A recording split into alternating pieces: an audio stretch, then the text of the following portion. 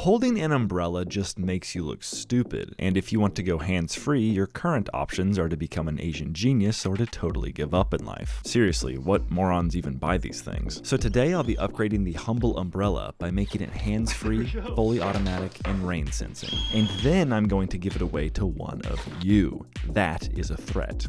Now, I wasn't sure where to start on this build, so I decided to randomly select a part from this pile that my script told me to, and so I randomly chose this rain sensor. These retardant rectangles can apparently differentiate outdoor water from indoor water because nothing seemed to be happening when I put some drops on it. But then I looked closer and found shoddy workmanship that I connected to this sentient rectangle. And once I connected this all to a bigger, sentienter rectangle, my rain sensor came alive and could evidently detect the presence of more than just rain. It can also sense LEDs and even resistors by, stick with me here, measuring the resistance between these two copper snakes and snitching to the ESP when the resistance changes. This sensor can even measure different types of rain, like when I become the rainmaker with all this extra cash back I've gotten by using Upside, which is today's sponsor. Now, if you're like me and have a 370,000 mile car that consumes more oil than fuel, the free Upside app is perfect for getting some delicious cash back at your second home, the gas station. Here's how it works. A tanker truck offloads fuel into underground tanks, and then, oh, you meant how does the Upside app work? Well, just open the app, claim an offer you like, teleport to that location, pay with your plastic like normal, and then get paid. Easy as 1, 2, 3.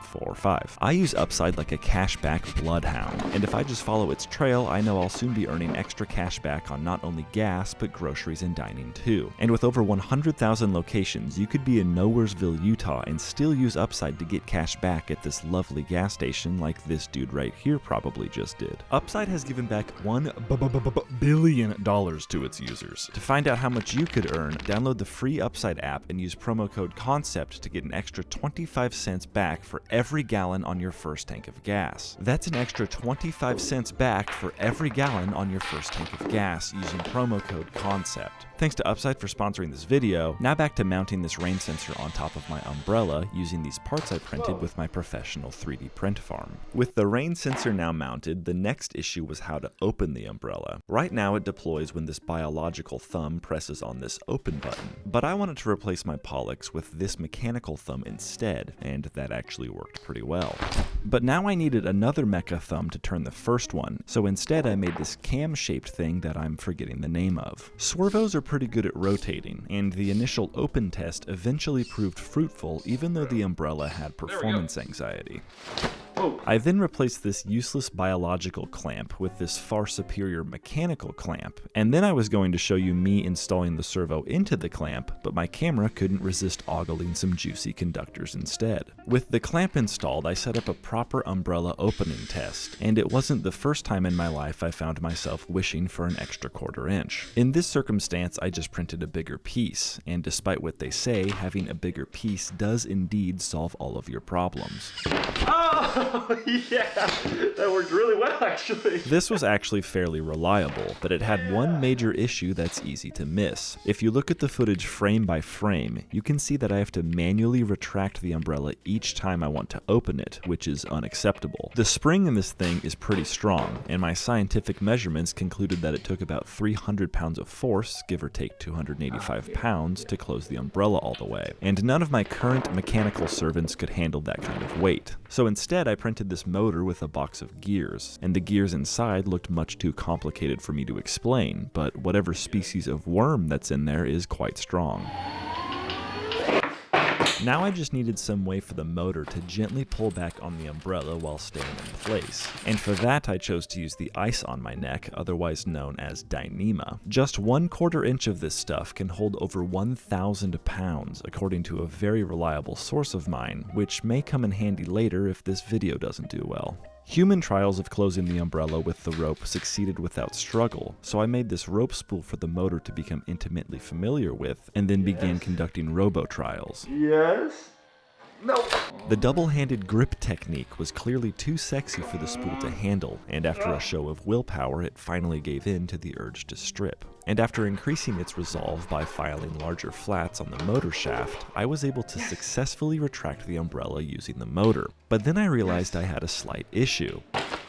The umbrella could no longer open because the motor held it in place. So instead of spending a whole day designing this weird clutch system to fix this issue, I strategically placed the parts I needed in this box the day before so I could have them when this unexpected problem came up. This is what it looks like assembled, and this is what it looks like assembled if you were blind. By default, the rope spool is locked in with the motor, but when the servo swivels and pulls back on this spring-loaded shift fork, the spool starts geeking and is free to rotate. This mechanism worked pretty smoothly thanks to me Diddyifying the components, and once I got the servo angle adjusted correctly, I mounted the whole thing up to my umbrella for a proper open and close test. Okay, here we go. It should pop up and go crazy, and then I'm gonna reel it back in.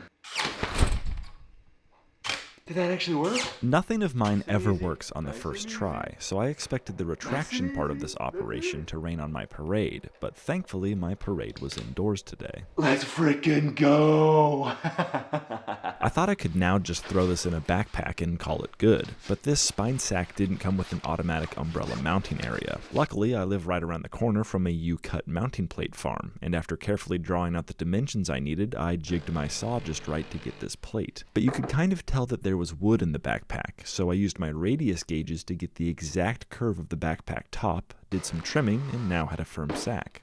But now with the plate, it was getting kind of cramped in there, and the backpack still looked like it had wood, just of the morning variety this time. So being the talented de-seamstress that I am, I removed some excess material, and that looked a little bit better. Then I remembered that I had to make this whole thing slide in and out, and even worse, it needs to be able to tilt as well, so that it has enough room to open and clear my gargantuan cranium. And even worse than all of that is that my printers are living in their own filth. And finally, worst of all, is that I built the whole thing while you were distracted with the printers. I stayed up all night making this thing, and somehow this was the only footage I got out of it.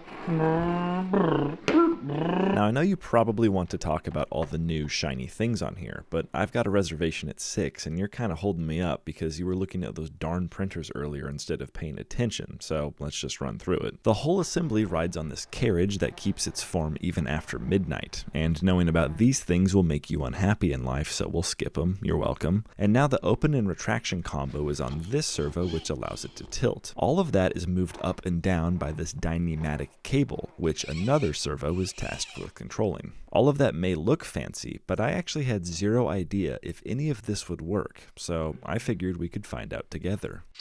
Yo! As soon as a little rain gets up there, some stuff should happen, so let's see what happens. Tilted? Yo! No way. Okay, bring it down. Bring it down, boy. Come on. Come on. Oh my gosh, there's no way this is working first try. And that, my friends, is what we call a jinx, because everything worked great except my retraction motor, which was the very next thing to go. And nothing makes you feel more insignificant in life than spending hours trying to solve an issue when you really only had to switch 2 pins. Oh! Oh! That's going the wrong way. That's going the wrong way. Okay, it has to hit this limit switch and stop. If it doesn't, this is going to be catastrophic. Oh! And then it reverses. My automatic umbrella was finally working, and obviously the last thing to do was to throw it in the backpack and go try it out. But much like a cucurbitacea with poor eyesight, I had no rain. Plus, it looked like the whole setup was about to fall out at any given time, so after making some quick mods to the backpack, I decided that I would become Mother Nature. Except, apparently mist doesn't count as rain, and the electronics in the backpack were ironically not waterproof whatsoever. So I just simulated a very heavy raindrop. Oh. There we go. Check it out. Not only does it deploy automatically, but it also tries to shake the rain off periodically, which didn't really work, but gets an A for effort. The retraction part of it actually worked fairly decently as well, once the rain sensor naturally dried itself off. Okay, if you want to look like this trying to dry off the rain sensor so the umbrella will actually go down, you can stand under my umbrella, Ella, by entering to win it, since I'm giving this whole thing away as a thank you for 100k subs. 5 months late is better than never, right? Details for the giveaway are in the description and pinned comment below, but all you have to do is give me your last name, mother's maiden name, your childhood's dog name, the street you grew